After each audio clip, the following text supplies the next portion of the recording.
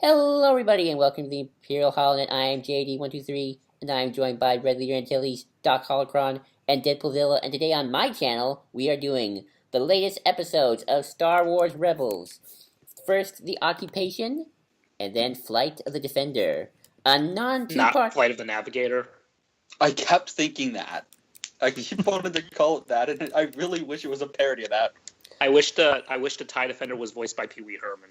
That'd be wonderful, and Ezra and him become best friends. Damn, that would be great. A TIE Defender that finds life I would have. and love. You know what I would have called this? You know what I would have called this two-parter, guys? What? The most superfluous thing I've watched all season so far. And I would remember, have called it Padding, a Star Wars story. and Yeah, it's no. A better word would be. Did you like season 1? Oh, you didn't. Fuck you. That's what we're doing. well, it is the start of the arc, so this is where it begins. This is like everything from now on is supposed to be like one big movie, apparently. Because we're building up on this stuff. Anywho, yep, The Occupation and Flight of the Defender. So, I think Deadpoolzilla just gave his thoughts already. Let's go with Doc. What did you think of this episode? I was gonna say I thought they were pretty good, not as good as the last two, but pretty solid overall. And then I heard Deadpoolzilla's opinions, and I'm like, I guess I'm the most positive one out of the group once again. But personally, I enjoyed them. I thought they were good overall, but I do agree they could have been a little faster, or they could have been a little more tightly paced, in my opinion. There are a couple things I would have cut, a couple things that I think I would have spent less time on personally, but I like going back to Lothal. I like seeing all the stuff that's changed. I like that there are actually consequences to like what Thrawn's been doing there. I like actually seeing the results of what his whole thing with the TIE Defender is actually doing to the planet. It was cool to see the wolves finally. We knew they were coming, and I thought it was and there was a slight thing with something one of the wolves said that we'll get into that we can probably speculate about, but yeah, overall, I thought they were pretty solid overall. Not the tightest or probably most well-written episodes this season so far, but pretty good overall, in my opinion. I did not catch that thing the wolf said until somebody you pointed it out. Yeah, he quotes Green Goblin from the 2002 Spider-Man. I know. Sleep. Also, anyone else terrified of the fact that the wolf essentially roofies Sabine? Yeah. Hey, a wolf Yeah. is a man's Does best this? friend. It's I really wish it was just like. Does this smell like chloroform to you? Yeah. I'm really afraid of what people on DeviantArt are gonna do with that. Oh, I'm Really? sorry. Oh, you know that wolf is gonna be just all over the place in terms of stuff we don't want to see. I bet you Oh like, yeah, I'm already like mentally bracing myself because it's probably been out there for days by now.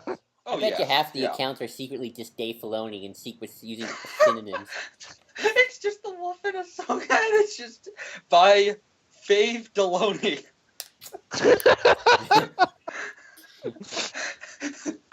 This is where we find out Dave doesn't talk. I'm sure he does. Like, God. this is where like he's gonna have like a comic image of the wolf going, "Do you like socks?" I don't want to know what that means. You will learn about the socks, my friend. You will learn about the socks. Also, I'll go next. They were fine. They were fine. These are definitely episodes that are filling up to the whatever we're building up to. Although I kind of have an idea. Weren't awful or anything. Weren't the worst. I noticed a lot. Is it me, or there's some meta humor in this episodes? Like, or maybe that's just me thinking too much. But sort of like I can see that. Again, it proves my point. I think Sabine is trying to mentally destroy Ezra because, like, when Ezra, I am convinced she actually is attempting to kill him. probably like when Ezra looks at the wanted poster and goes, "Hey, I don't look like that anymore," and Sabine's all like, "That's a good thing, Ezra. You don't look like Aladdin anymore. Good for you." And then when the Loth Cat comes up to Ezra, Sabine's all like, "Hey, at least somebody likes you, Ezra." Like, And when she starts firing at him with the fucking TIE Defender. yeah, that too. That might be indicate that she wants to kill him. We got either a Patton or a Batman '89 reference. Or a Dark Knight reference. Thrawn's totally like, come on, hit me! Hit me! Hit me! He really wanted her to steer, fall out of it, and then someone tries to take her helmet off, and he gets electrocuted. And he's like, and then all of a sudden, Ahsoka comes out of nowhere and takes a stormtrooper mask off, and then Ezra walks up from behind the cover and is like, "You really do like to play it close to the vest." And then Ahsoka's like, "You weren't here for that conversation. Why are you calling back to a thing you weren't involved in?" That's how we reveal Ahsoka's alive, is with a reference to fucking Dark Knight. Exactly. No, I kind of... Well, now with Pelion were here, then he could have just Thrawn could have turned to him and go, "You are my number one. A guy." And then Pelion just puts on the glasses and goes, "Yes, sir." Seriously, 89 is just... Oh, man, I cannot stay mad at that movie. It is not a good film, really, but I cannot stop It's not, but it's so fun. I think I enjoy watching that more than any other Batman film. Yeah. Well, for me, it's Batman Returns. The finale is going to be just Thrawn on a big parade with the prince. No, not Batman Returns. Batman Forever. I meant to say Forever. Sorry. I was wondering. No, in the finale of Rebels, going to be Thrawn on a parade boat with the song "Trust" playing in the background, he's just tossing out fake credits. True. So he could have been like, "They stole my TIE Defender." They stole my TIE Defender. And then he just shoots Governor Price. They have a U-wing, and he's like, "Why didn't anyone tell me he had one of those?" Pelion gun. Blam. Poor Pelion. And then he just he's talking to Price, and he's like Beauty and the Beast. And if anyone calls you a beast, I'll kill him. Oh man. And she's just like you're so regal and strong and blue. I like blue. I like purple. It's still one of my favorite moments. He just puts on glasses. You would punch a guy with glasses? Oh man, this is just becoming an 89 conversation, and I'm happy about that. Because there's nothing to say about this episode. No, not really. Yeah, right. There is. We'll get into it. How about we start with the all my stuff is just slapstick in the second episode that I find really funny. But the first episode, it's decent. It's nice to see them in normal clothes. Though it's weird because Hera has ears. That was a little trippy. Did she always have ears? Or are they fake ears? Why would is Hera the most scantily dressed out of the group? That was funny. The horrible thing is someone on the Jedi Council boards was talking about that, and they're like, "She's too flat chested." This is a Disney thing because Ayla Secura looked way more sexualized, stupid Disney, and we were all just like, "What the fuck, dude?" Oh, don't worry. And if we're all just let's ignore him. Let's ignore him. But yeah, I like seeing them in civilian clothes, especially because Kanan just goes full blown KOTOR with the visor. Yeah, I was like, "Oh, that's cute." This was a good action-packed scene. I wouldn't lie. It's just fun action. Again, this was written by Christopher Yost, who really knows his action. Yeah, he's great with that. I also liked. I don't mean to interrupt. That's fine. I was also going to say I liked some of the returning elements from season 1. We got an appearance from is his name Jaikel? Rufio. I'm just going to call him Rufio or Zuko. Yeah, because he's played by Dante Bosco. But it was cool to see him again. Not just because I love Dante Bosco, but he was from the Stormtrooper Academy episode from season 1, and we haven't seen him again since then. It was cool seeing him again here. Yeah, also, it was kind of weird too because wasn't he an antagonist in that episode? No, I don't think so. I think he was working with Ezra and another guy. Yeah, if I remember right.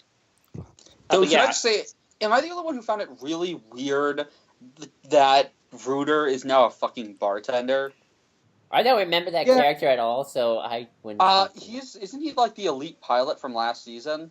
No, that was the beard. That was Mustache Man. No, wait, who was Ruder again? He was from season 1. I think he was from.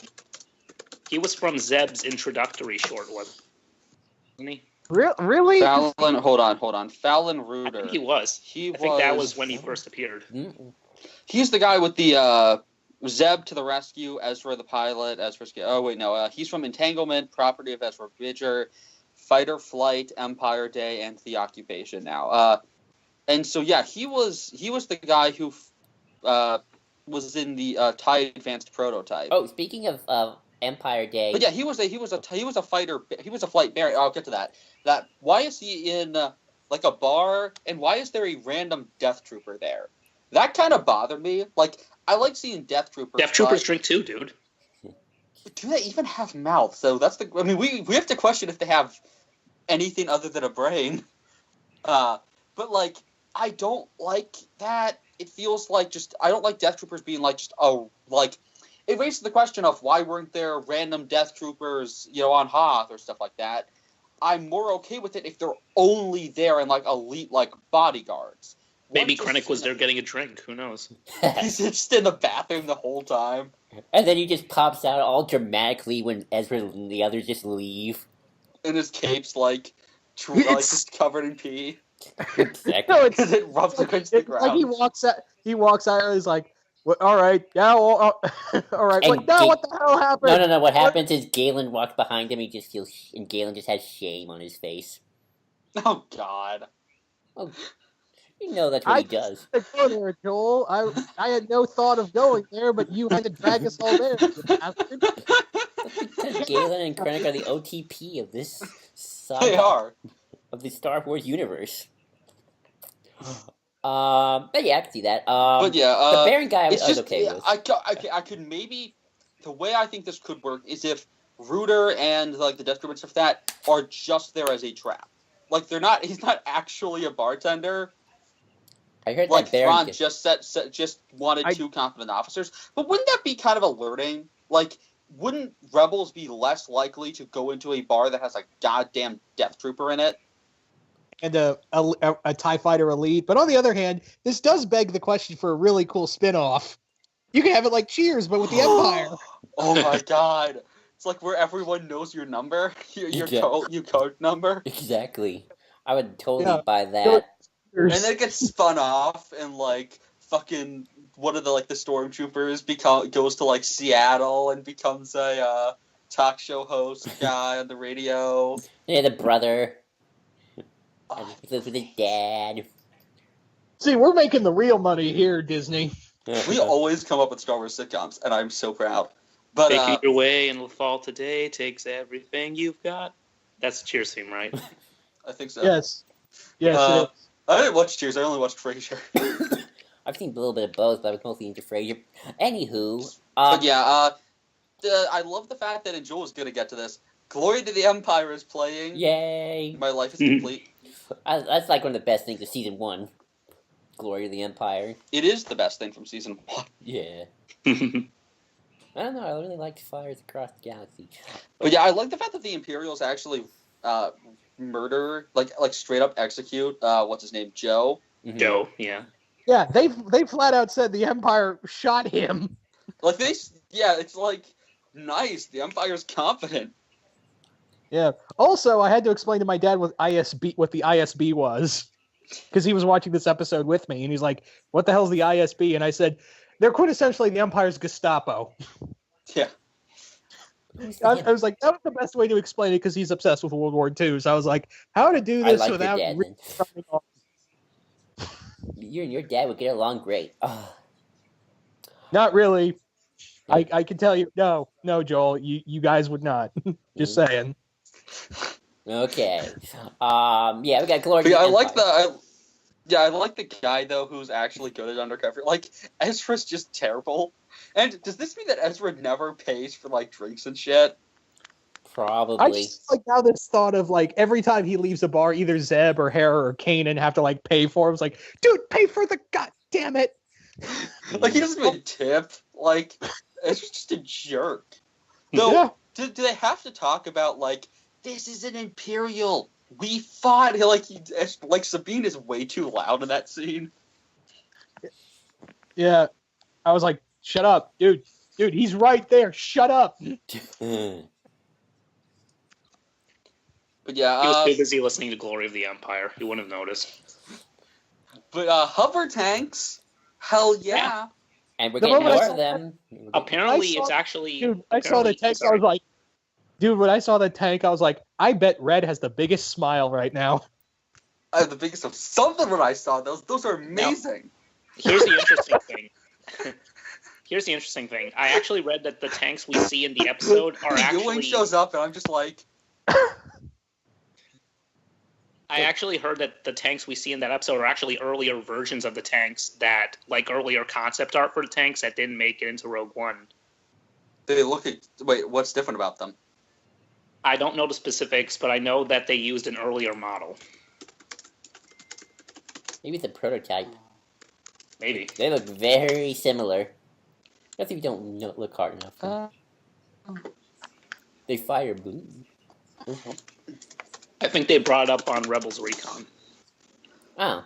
Nice. I'm gonna just look into that myself right now, because that's actually a cool thing. How they looked at that. It's really hard to fucking find good images of shit, though. But yeah, nice to see the hover tanks do shit and just utterly fuck up a building. Death Troopers not being competent, that was kind of sad. But it didn't die. At least this one actually lived. Though it's sad because the cool one died. Yeah. But yeah, I liked that. But they had too many deaths. Anyone else have notes on Rooter? Nope. I don't remember him as a character, and I don't remember him now. I didn't even know he was. We've been going through the villains from season 1 like crazy, like either killing them off, making them jokes. Yeah, speaking of season 1 villains, we got a bit with Callus, and I like the back and forth he had with Rex. Oh, that was great. Rex is just like, really? They're gonna trust you? He's like, I've chased this ship for so many years. It's like, and he's like, yeah, you're not the one they're gonna fucking give the ship to. Yeah, and then he's like, I commanded Star Destroyers. That's why you're not getting the ship. That was great. Also, Zeb gets a line. That was, he got several lines in this episode. Yeah, but he was still superfluous. Like, you could have done this episode without him. Pretty much. Yeah.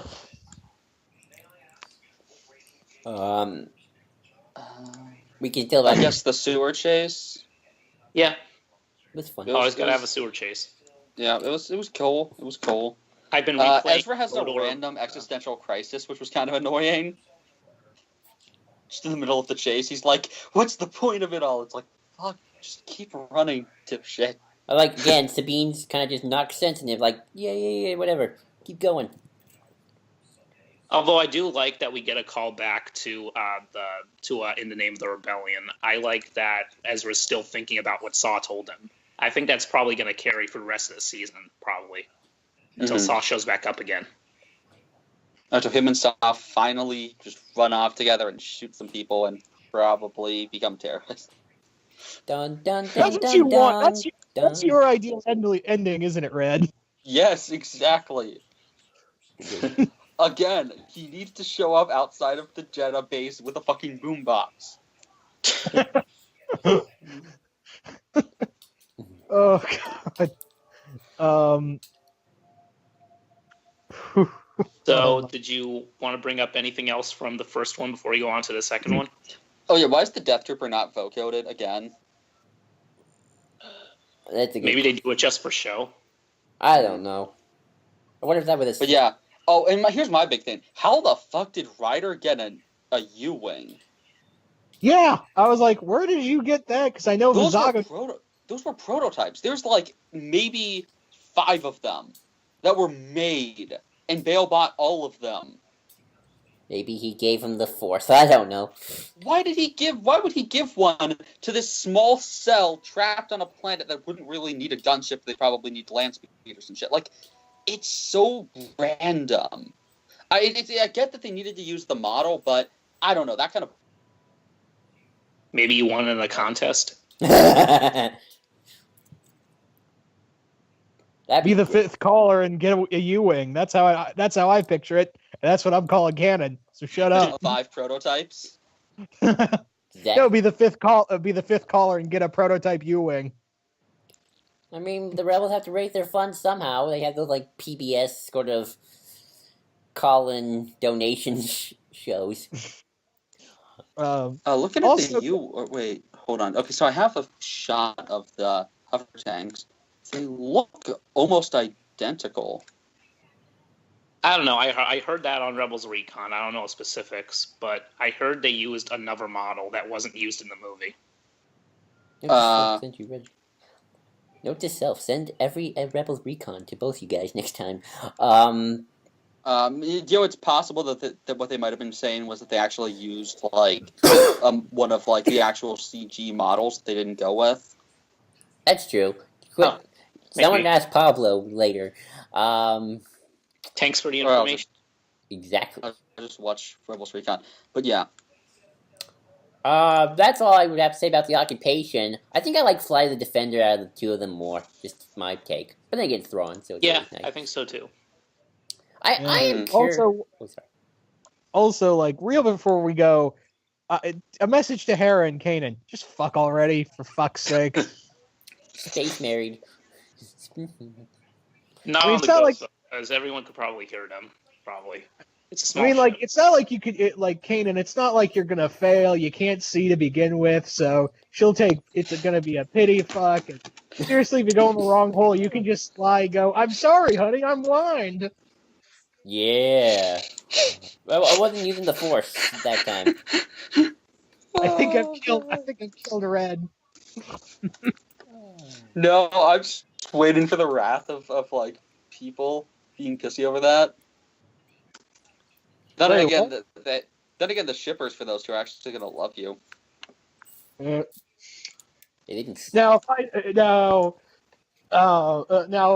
wait, I lost my joke. Never mind. No. So I guess we can talk about. Let's see. We can go to Fly the Defender now. Yeah. I want to talk about the Wolves. What sort of symbolism do they hold? Okay. I don't know.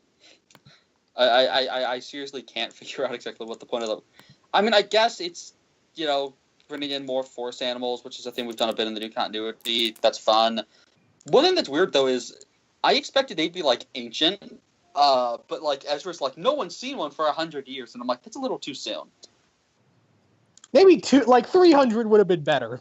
I would have went full blown they might have I would have went full blown Chupacabra kind of shit. No one knows. They're supposed to be legends. Yeah. 1,000 years. Yeah, and I can't wait for Lothwolfs. Oh boy. It's happened already somewhere. It's happened. I've seen wolf versions. You're talking about the thing we were talking about earlier. For a second, I thought you were talking about the DC character Anthro, and I was like, "That's wholesome." Oh, different thing, very different. Oh. I'm going to be curious to watch these episodes in a full chunk instead of the week-to-week thing, because I want to bring this up.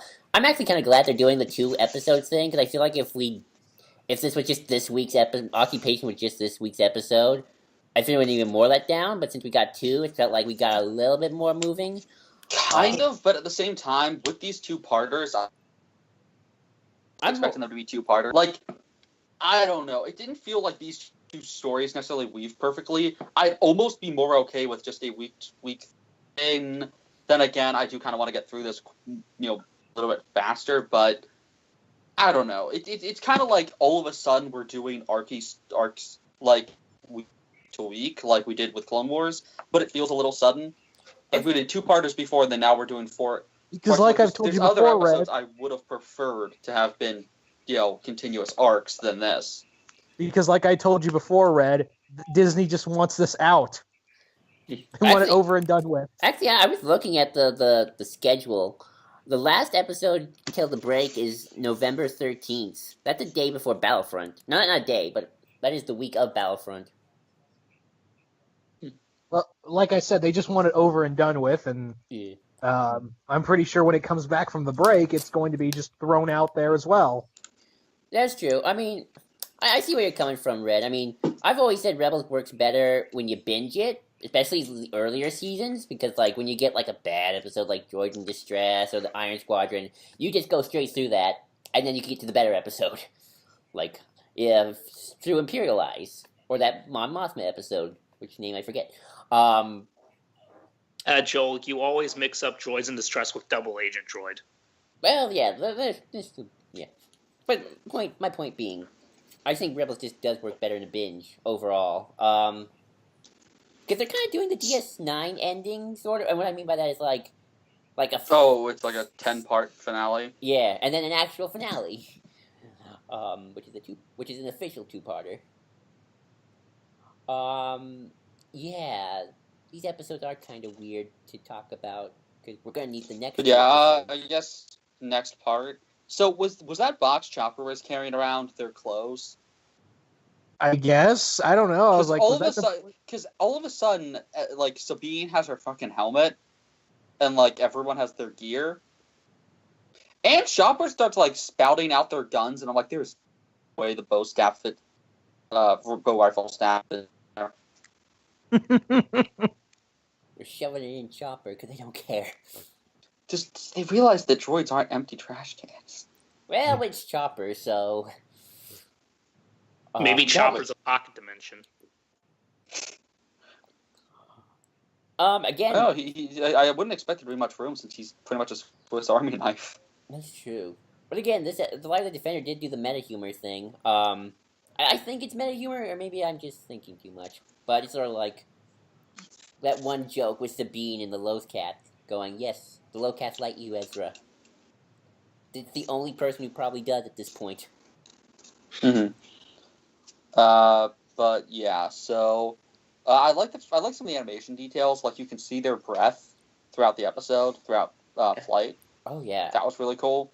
But Sabine's plans just go from worst to worst this episode, and it's really sad because I don't like hating on that character, but because that's the only character right now that I'm actually kind of invested in. But like, so at first she's like, "Oh, we can get the fucking info back to command," or she's like, "But instead of getting just the info of some of the flight stuff, we could get the entire flight record and alert the Empire that we know about the information." And I'm just going right from my ugh, Sabine, think of this. If you don't get the info back to command at all, i.e. you got murdered in the attempt to sneak in, then everything is even worse off. More important to them, get 100% of something rather than risk everything for a little bit more.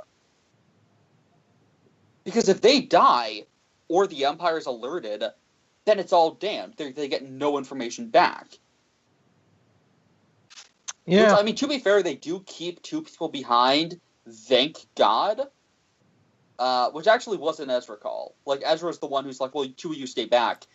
But still, Sabine, like, comes up with this really stupid plan. Ezra makes it slightly better, but seriously, what? Like, this is just one dumb plan after another, because then it's like, we'll get into the fucking steal the ship thing, where she's just like, oh, but we can take this to Rebel Command, and I'm just like, you're gonna fly the effing top of the line, like, prototype to Yavin 4? You really think that thing doesn't have tracking? And, like, then, like, 10 minutes later, she's like, oh, I'll try and disable the tracking device.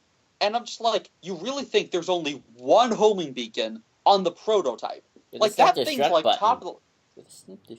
Yeah, like, why wouldn't you expect there to be... Yeah, like, didn't she already experience the kill switch on normal ties at the Academy?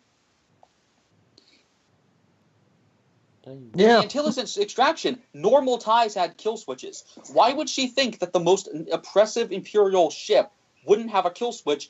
Also, again, how can you be sure that you could get all of the stuff? Like, it's only like, and the thing is, even though she gives like an explanation, okay, I'm going to disable the homing beacon. Disable it before the ties chase you, for starters. Secondly, put your helmet on. You're getting tossed around a damn ship that's turning. Like, that's the time when you want a helmet. Like, just saying, you don't want to be flung around that cockpit without one.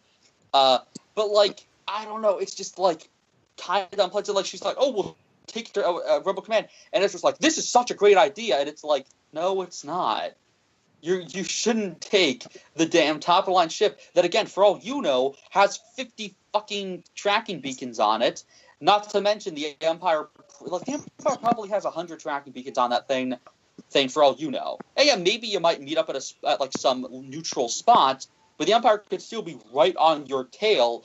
And so even if you meet up in like some random-ass point in space, if the Empire's on your tail, that just means you're essentially bringing the even one rebel ship into a trap. The better plan would still have been to just send the bits of information you know. And the thing is, it's okay if it's a big risk, but like act like it's actually a big risk as opposed to just being like, this is such a brilliant plan. And then finally she's like, oh yeah, the top line ship has a kill switch. No shit. She was having a bad day. That's my... Yeah, this entire time, I'm just like, really? Like, just... Yeah, they ain't gonna put much thought into these military efforts. Also, there's no seatbelt in that ship. Hey, the Empire doesn't believe in seatbelts. They follow the Lego Batman. They follow Lego Batman's philosophy. Life doesn't give you seatbelts. Yeah, but even he's like, oh, I am so sorry. I'm just gonna put my hand here. I'll get one installed tomorrow. Yeah, not the Empire. They take it to a new extreme. But yeah, I do like the fact that everything was just trapped by Thrawn. That was really fitting. Also, I do love the fact that a fucking TIE pilot actually is able to see Ezra. Like, Ezra nearly gets killed by a fucking TIE pilot, and that's awesome. But yeah, seriously, Sabine's just firing straight up at Ezra. Anyone else kind of find that weird? I sent shipping. I don't think it's shipping if you try and murder the person. Yeah, you don't know Ed. You haven't read fan fiction then, my friend. Also, I like I kind of like how that time.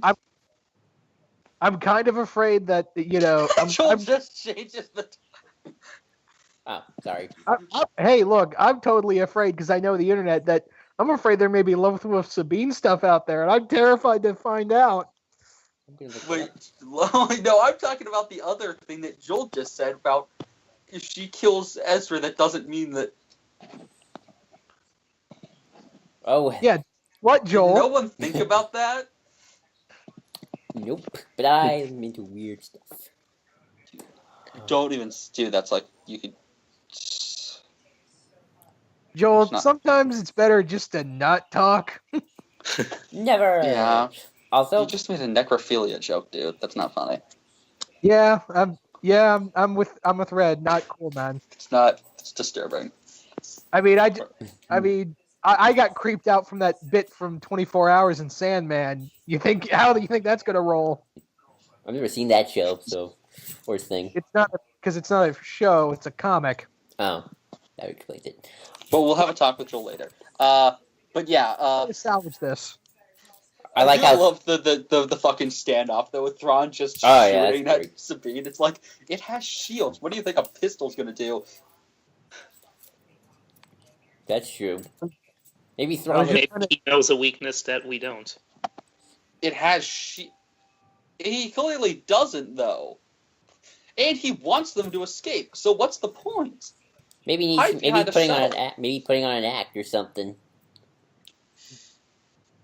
He's just gonna get himself killed, and maybe he just wanted to see if they'd flinch.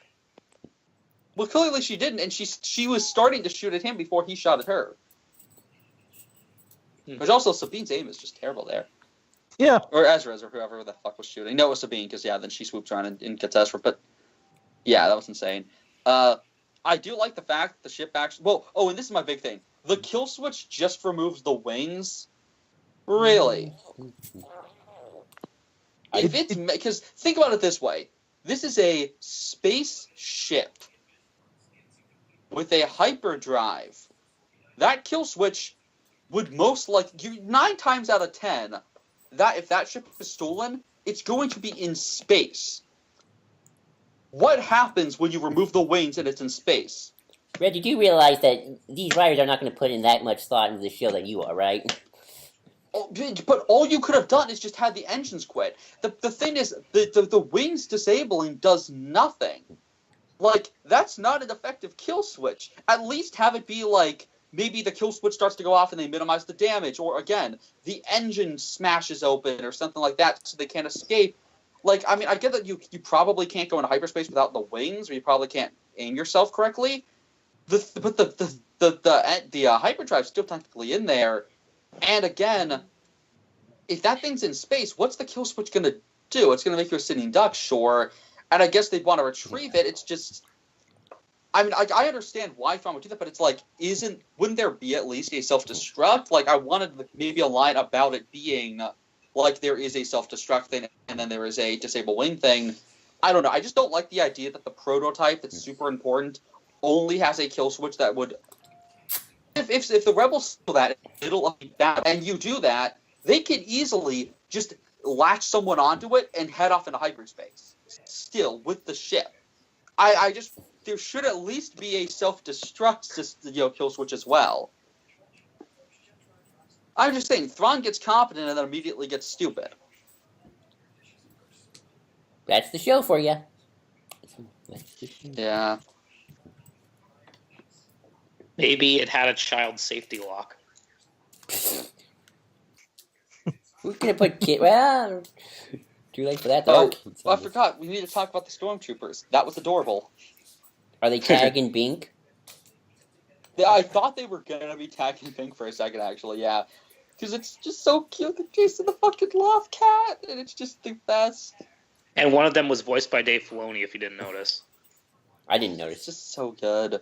Like that's the kind of humor I actually really like. Isn't Tag and Bink going to be in the Solo movie? Yes. Yep. That would have been like, yeah. Why wasn't Tag and Bink? That would have been a great lead into Solo. Like that would have been nice. They might die in Solo. I'm still pretty convinced that they're gonna die, and that's why Han's all cynical. He's all like full of life in the Solo film, but then he becomes like the cynical, all I need is a blaster by my side thing because Tag and Bink died. Don't put that evil on me. It all makes sense. Pretty much. I mean, it does.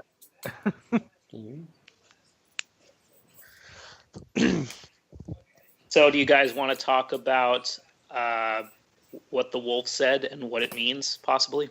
It called Kanan by his name. Yeah. It's force sensitive. It can do that. I don't know. I doubt it's a person who knows him. I've heard some people saying that the wolves might be connected to Kanan's old master, but... I really don't want Depa Billaba to come back as a fucking wolf. No, I'm not saying that. I mean, like, maybe they have a connection to her or something. I don't want them to have a connection to her. Okay, then. I mean, it would be kind of interesting if, like, because I really wish... I don't like what they did to Depa in the Kanan comic. Because you could do her having, like... Because she's in Legend, she was comatose. It would have actually been cool if she was, like, talking to, like, force animals and shit, because there's a whole thing about the jungle and, like, giving into that, and, like, the animal nature stuff of the dark side. Like, if you had, like, evil Loth wolves, and you kept the comatose Depa, that would actually work, but they didn't. We are gonna have... They just woke up. We are gonna have some dark wolf though, in the trailer, so... Yep. Side I note, also... That should have been Depa. That would have been cool. Side note, I really dug the Greg Weisman Kanan comic. I've heard good things. Those are good. I also heard a theory that the wolves might be connected to the Inquisitors. Again, I think it's just that this thing is force sensitive and it can, like, sense his mind or whatever. Maybe. Like, I really doubt that it's, like, what do you mean connected? Like, it's communicating with the Inquisitor? Maybe almost like a familiar type thing? Wow. Do you know what a familiar is? Yeah, but if that's the case, yeah, aware of that, but why would it go about helping them if they weren't connected to the Inquisitors? I'm not saying they are. I'm saying that's a theory I've heard going around. Why does the wolf need to be anyone or connected to anything? I'm just saying what other people are saying. I know, and I'm talking to those people. What the fuck is the point of that? Just let the wolf be a force sensitive wolf. My question is, why does it... The Bendu didn't need to secretly be, like, fucking Oppo Rancisis' great cousin. Nah, he was just the Force Doctor taking a weird form during that time. He was going through a phase. But why is he connected to Kanan? That's my question. Not, why is the wolf interested in Kanan? And I mean, obviously, I guess... Maybe it isn't. Maybe it's just, like, Doom. Just like, saying, like, I know your name. Yeah, that's true. Although he said it to Ezra. I mean, Thrawn knows it as well. Yeah. But he's saying it to Ezra, like, I know... Maybe because... Does Ezra even know? Yeah, he knows. No, I don't think he does. Does he know? I don't think he does. He wasn't there. Only Hera knows. Because Maul makes that point, remember? Oh, that's right. Oh, God. People are going to be like, it's Maul in the form of a wolf. Maul lives. Was Sam Witwer voicing the wolf? There's how you know your answer. First Spider Maul, now Wolf Maul. What's next? Bat Maul? Oh, that'd be great. Dun, dun, dun, dun. Sam Witwer... why has Sam Witwer not voiced a Batman villain yet? Good question. You'd make a good voice for that. We've been all over the place. I could see him voicing Jason Todd, even. Yeah. I would have said Scarecrow, but... I don't know, Jason Todd makes more sense. He does that kind of screaming, kind of whiny kind of voice. Well, he voiced Ocean Master in that Justice League movie. Yeah. Oh, yeah. Well, all he did was scream, and I'm pretty sure I think he might have wore out his vocal cords with that. Well, he probably did it as well with Kenobi. Kenobi! He's good at that. He's good at the scream. This season is not as good because it doesn't have Sam Witwer screaming Kenobi. Yeah. Anyway, I've pretty much said everything I've needed to say about this episode, and just kind of piggyback. Sorry, what? No, go ahead. Another thing I wanted to bring up: some people have been questioning why. At first, it seems like only Ezra can see them, but then at one point, I think Ryder is the first one who sees them, right? That's next week, but yeah. What? They kind of make it. At first, they make it look like only Ezra can see the wolves, but then we find out that other people can see them too. And Spoilers. I've seen people. Oh, sorry. That's fine. I was thinking a theory I had is maybe only people from Lothal can see the wolves because the wolves originally came from Lothal. Oh, they only come from Lothal, it seems. Yeah. Hence the name Lost Wolf. Just throwing it out there that the name kind of implies that they're only from one planet, Doc. Yeah, I thought they were from Mon They can be Calamari. shipped off to other planets. Maybe that's why they went extinct. Yeah, maybe there's one in Mon Calamari for all you know, and it's swimming. It's just there's a pile of drowned ones at the bottom of Mon Calamari. And Akbar's like, I don't get it. I ordered a whole boatload of them. Sir, they're not sea monkeys. Uh-oh. Like sea monkeys, but he fed them too quickly, and so they all died. Well then. Well, I think we've gone all over the place. Let's wrap this up. How long have we been going? 43 minutes. That's about speculation on who the big villain is that's still supposed to come. It's Snoke. We keep hearing that Thrawn's not the main villain of the season. And maybe it's Krennic. He got built up last. They said no Krennic. Yeah, they said no to Krennic. Maybe it's Bendu. Exar Kun? That'd be great. Vader again? Yeah, like I said, I just want Exar Kun. Yeah. There was those rumors that apparently got debunked that Ian McDermott coming back as Palpatine. It would be cool if Palpatine's in this, but that'd be a little too big. I think they said they weren't going to have the Emperor in here. Yeah, that's what I heard too. Yeah, they said that on day one. I'm putting my money on Snoke, but that's just me. You just think it's good? Why do you think Snoke, Joel? Out of curiosity. Because they get the finals after Last Jedi, and they always tie in the movie with the show in some way. Yeah, with a crossguard lightsaber and 2 scenes with Death Troopers. And Saw. Okay, yeah, and Saw, but like those aren't mad. I don't know if they'd set up Snoke that much in advance. I doubt that. Especially in this show, because how would he play in? How would they not have records of this guy ahead of time? I think what I really want, and I keep pushing for, is Imperial Stormtrooper Corps guys. I think of the main villain, though, as a person, though, especially with this show. Well, yeah. Have it be a guy who's from, like, the Stormtrooper Corps. Like, Thrawn's the Navy, but we get nothing with... We got ISB, we got Navy, we don't get really Stormtrooper Corps guys. So would you... If it's ISB, how about Izard?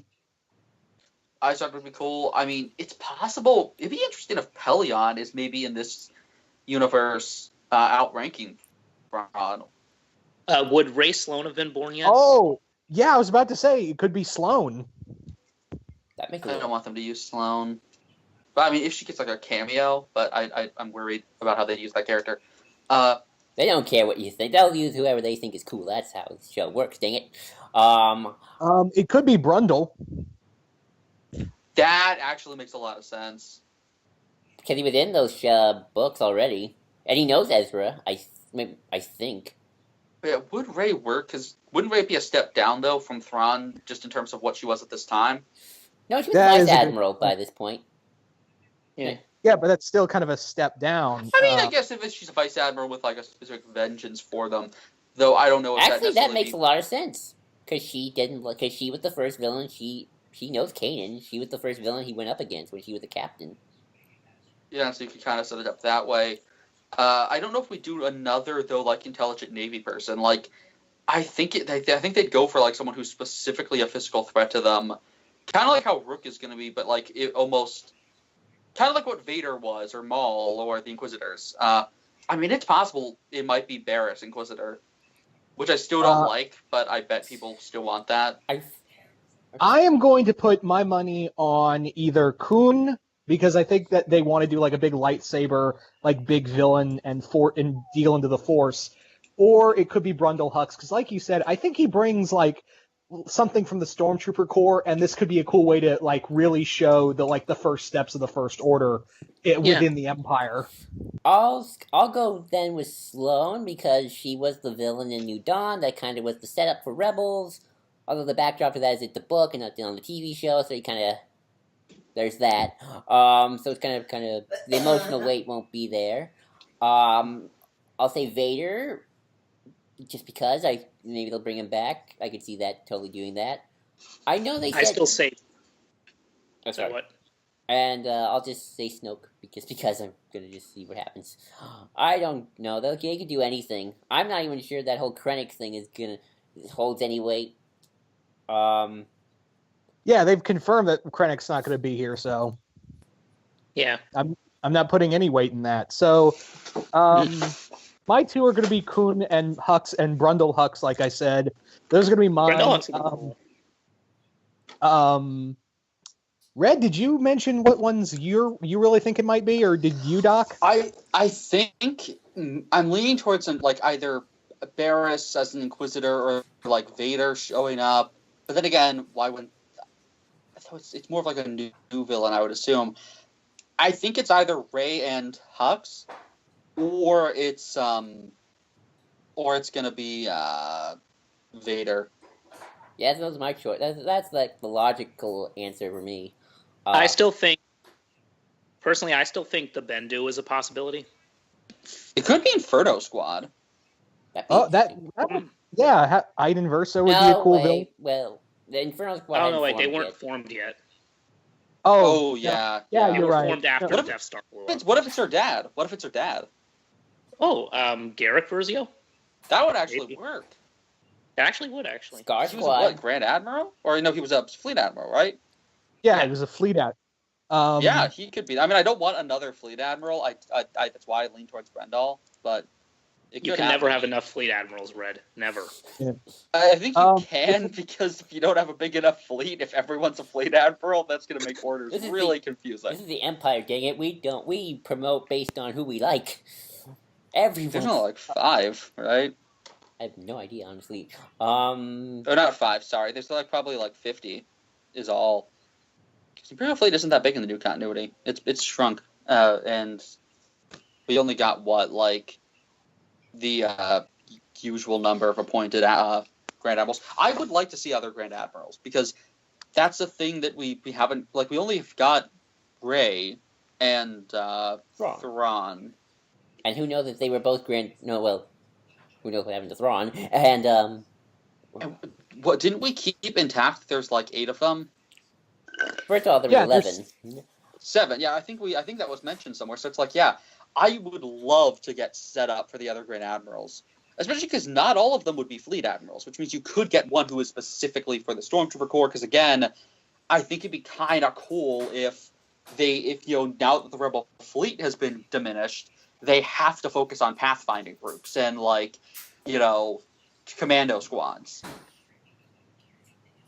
Yeah. If they brought in Brendol Hux, who would you want to voice him? Oh, I'm glad you asked that. I cannot remember this actor's name. He's done he's a character actor in a lot of British and American films. He was in Kingdom of Heaven. He's been in 28 Days Later. I think his name's Dominic. It's Dominic McConnell. He plays usually this asshole, this kind of just smarmy asshole type characters, and I'm like, yeah, that would fit Brundle very well for voice wise. Red, you know who I kind of want to voice him? Who? Patrick Stewart. That'd be great. Oh, Red, if it race alone, who would you like to see voice her? Oh, I've heard this conversation a lot. I think my choice. Oh, you know what? My choice would be CCH Pounder. Who is she voiced? She's Waller. Amanda Waller. Oh, could work. That's a deeper voice than I would have expected. Honestly, the one I would go for is who? I would have gone with Vivica A. Fox. That'd be a nice choice. The other one I was thinking about. I don't want to cast a white voice actor for that character. Yeah, I can see why. I was gonna say Jennifer Hale, because she has the really good British accent and has a lot of range with that. But though we need a consistent villain though for Jennifer Hale to play. I hate the fact that we killed off her Death Trooper. Every time I hear Jennifer Hale play a British character in Star Wars, I keep thinking it's Bastila for a second before I realize. It's great. But yeah, seriously, we need her to actually play a consistent villain. Maybe the next Star Wars show will be about the First Order, and she'll be playing one of the fucking Grand Admirals of the First Order, or something. Or they'll have her voice Phasma, since they probably won't be able to get the actress. That'd be great. Yeah, that'd be cool. Yes. Actually, they'd be pretty good with being consistent with their voice acting. I know, but if it's a main character throughout the entire show. That's true. Game of Thrones, Gwendolyn Christie might be busy. That's true. That is true. But actually, she has. Well, now the parks are different though, because they shill out the money. So never mind. I'm trying to think of other, because I don't know voice actors well enough. Sorry. I want to. I have another suspicion for the Big Bad, if you don't mind. Sure. Deadpoolzilla, I'm gonna take your Exar Kun, and I'm gonna raise you a Revan. Right, Marco Ragnos. Actually, I'm gonna say Revan, but I would love Marco Ragnos. That's the answer to every question with you is always Marco Ragnos, but this one time. It's like the Morgoth of the Sith. It's awesome. I actually if we were to get voice actors for Kun, I'd have said David Kaye. I can see that. He voiced Shishomaru in Inuyasha. He's been the voice of Megatron from Beast Wars to Transformers Energon. He's done a lot of villain voices for anime and cartoons. And I'm forgetting like what he's recently been in, but yeah, he's mostly known for being Shishomaru in Inuyasha.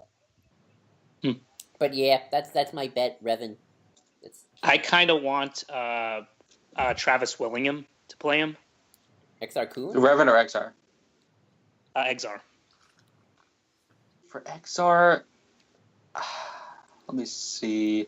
I'm just gonna say Travis Willingham someone who can play like egotistical prick, but you still like. Oh, Eric Stewart. Yeah, there you go. That's the perfect choice. There is no better option than that. Yeah, I don't know about just him playing egotistical asshole, because that's his default perfect. Like, I know him as Brock, but he plays Kaiba so douchely, and it's great. Yeah. Oh man, that'd be awesome. Or just straight up get Little Karibo and get him to do his Kaiba impression. It'd be Or cheaper. how about Chris Sabat as Kun? He'd actually work better because I've always kind of imagined Kun to have like that kind of level of arrogance, like you said, but have like a deep kind of menacing voice. Who voice? Vegeta and Piccolo. Oh, I was just gonna say Vegeta earlier. Oh, if he did his Piccolo voice, that would act, but like with a little bit, like a slightly lower version of his Piccolo would totally work for Kun. Yeah. Oh, and that's cool. I can't think of anybody for who I want to voice act, especially if it is Revan, who was my third choice. I'll just say this. For Revan, get Master Roshi. Actually, no, because I want Revan to be a woman. That's my position on it. Master Roshi's voice actor could play a woman. As long as it's a woman, that's all I care about. Yes, a female Revan needs to happen. Just make that fucking canon. And I know so many people. I have unfollowed like 8 people over them being pissed at the idea of female Revan. And I'm just like, female Revan's the only good option to that. You have to go there at this point. Dave Filoni himself supports it. And the funny thing is about the female Revan thing, and we've totally gone on track, but I don't care. Is because when I used to watch playthroughs of Knights of the Old Republic, it'd always be a playthrough where they chose female. So like I'm just so used to that in my head. That's like my comfort zone for Revan. Like Revan's a female. I always play female because that's the only way I get to romance Juhani. All right. But rock your boat. Cough, furry, cough. Not Abe. Just saying. Well, I am a furry, but you know. Maybe you shouldn't have admitted that out loud on the internet, there, Doc. Just letting you know. I don't care. I don't care if anyone knows that. We have There's no not shame. really a problem. We have no shame. So he really supports the Anthro Lothwolf, is what you're saying. People can draw whatever I want, just as long as it doesn't cross any weird areas. Yeah, look. That is a weird area because that's not the same thing as furry. That's full-on bestiality. We're looking at you, Mr. Well, if you want to give them sentience and give them human bodies, that's fine. Just don't keep them. Let's not go into this rabbit hole. Don't give them that. No, don't say rabbit hole. We're discussing bestiality. Do not use the word rabbit hole. For the love of God. We're looking at you, Cave Didoni. Whoever you are. Damn it. Whoever you are, mysterious artist man. All right. Wait, those cave drawings, they were totally done by that guy from Final Crisis who ends up in the cave with Bruce and then dies. Bruce ended up in Lothal. That's what happened. It starts the Miyagani tribe. Exactly. And then, like, Thrawn finds, like, a secret box and the loaf with, like, whistles and opens it. And it's just, like, a Batarang and a note that says, gotcha. But I wonder when do you guys think they'll start setting up this main baddie? Because I haven't seen, like, any clues of a main baddie. Do you think it's going to be, like, second half when we I think we'll get the acknowledgement that there is one in, like, the week prior to the mid-season finale, and then we'll find out who it is at the end of the mid-season finale. Yeah, that's what I was... So you're saying we'll find out on Monday? No, it's not until the week after Monday, right? Or am I... Is Rebel Assault the season finale on the 13th? I think so. Because then Kindred is Monday, and so is Crawler Commanders, which with Seth Green. Mm-hmm. So I'm assuming, I think Doc's right. Monday, unless they like announce more episodes. And I How many episodes are they planning on showing this season, or half a season? Not season in the whole, but just this year. Hold on. 9, I think. I think it's 9 this year, and the remainder will be aired next year. Okay. Let me look at season 4. Okay, here we go. Yeah, and then the 13th is Rebel Assault, which is episode 9, and that is the midway point. Because then everything else is 2018. And so it will just be Rebel Assault. That will be the only episode on the 13th. All right. I'm going to guess that's probably going to involve them attacking the TIE Defender factory. Official description. Hera leads a courageous attack against Grand Admiral Thrawn's forces. But when things go awry, her battle to win must become a daring escape if she is to survive. And that's going to be the X-Wing episode. So, yeah. And I assume the reason why it becomes a need to escape thing is because of the new big threat that shows up. Maybe. Yeah. So I showed you a clip of that episode, Red. That looked good. Yeah, I think about it. Probably won't be Bendu because Bendu was pretty much what? If it's because we see that blockade. What if it's what if it's Imperial reinforcements led by Ray Sloan? That could work. Maybe. Like if she just shows up at a she would have been active just like or it could be Admiral Admiral. It could be Admiral Versio. It could be both. Like just all of a sudden, like just over the they all of a sudden show up out of hyperspace. And you see, oh wait, the Executor's not done yet. Fuck. Oh, would it be great if it's the Devastator though? Oh, that'd be great. Like if it's just one ISD and then it's just the Devastator, and they're like codename Dev. Oh, fuck. Because let's face it, the Devastator is as good as like Thrawn's 3 ships. Because that crew is just the ultimate Stormtrooper Corps and Navy thing. Yeah. I've been reading Lost Stars and they hype the fuck out of that ship. They hype the fuck out of it in the Tarkin novel too. Yeah, because that's the best of the best. I want to see the Devastator just solo a Rebel fleet. Kind of did in Rogue One. Yeah, well, that two ISDs get taken down, and the Devastator's just like, "Hey, fuckers, who wants to die?" I love when it just rolls up like, "Yo, what up?" It's just a drive-by. Like you gotta put like the Thug Life glasses on the Devastator when it hits the GR-75. Oh man, but that's just that was just such. I love that moment where the Devastator just zoom right in, right when they're about to leave. Like, yeah, we're all gonna get it. Oh god. Yes. Well, I think that's gonna be it for us, people. Unless there's any last minute speculation or thoughts or feelings or what have you. Nope. Everybody good? None of us have any feelings whatsoever. We are Vulcans. We're all dead inside. We're all dead inside. Ouch. Not me. I'm having a great time.